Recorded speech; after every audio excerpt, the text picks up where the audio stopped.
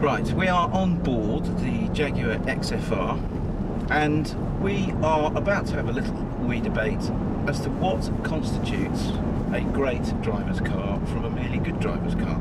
We have Chaz Hallett, editor of the magazine, Uncle Goodwin and Vicky in the back seat.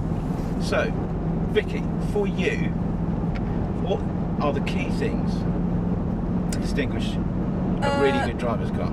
Steering and grip is everything. Power actually is pretty much sort of bottom of the priority list to a certain extent. I think I've had more fun on the track here in the Clio than I have in anything else today. Well, for me it's all about tactility. It's all your contact points with the car, isn't it? It's like the steering, gear change. I'm a bit obsessed about pedals these days as well, you know. So many cars have really bad pedal feel. I mean, when we talk about the Audi R8 today, the braking, you just don't know what you're doing with the brakes because the Audi can't seem to engineer in decent pedal feel. It's all your or my contact points with the car. My relationship with the car is key to me, I think.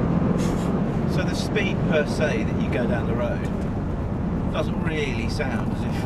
No, I've driven Xeons of fast Audis and fast Mercs, which are, you know, mega cars and mega fast in a straight line, but you get out of them and you think, is that all they've got? They've got one trick, and I think the best drivers' cars have got way more than one trick, which is why everyone here has been raving about the Lotus Evora today, because it does all those things you want. It's nowhere near as fast as a fast Merc, but damn sight more satisfying as a driver's car. What about you, Cole?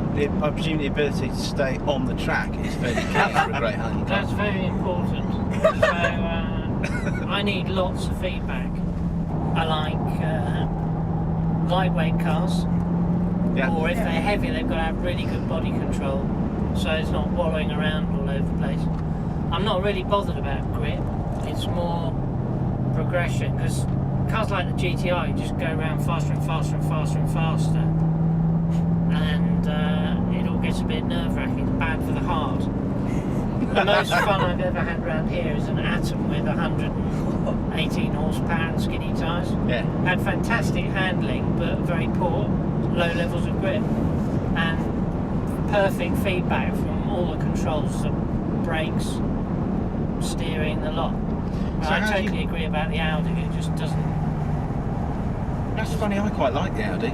Yeah, I know that the brakes are they're a bit prone to fade, and the steering is a bit sort of normal car attached to amazing supercar. But there's a lot about what the Audi does that I really quite like. It's not just because it goes around the track. Well, the Audi's an interesting one, isn't it? Is it a good driver's car? Because I think it could be a good driver's car in the sense of all drivers, because it's a really fast, proper supercar, but it's not intimidating to drive, and I think 99% of people get 99% out of it. Well, I think that's what the Evora does as well. I mean, okay, no, it's not absolutely the fastest car around here, but it's still very quick lap time. It's set around here. Oh yeah. And yet, there's almost no drama to be had from it, and yet it's not boring.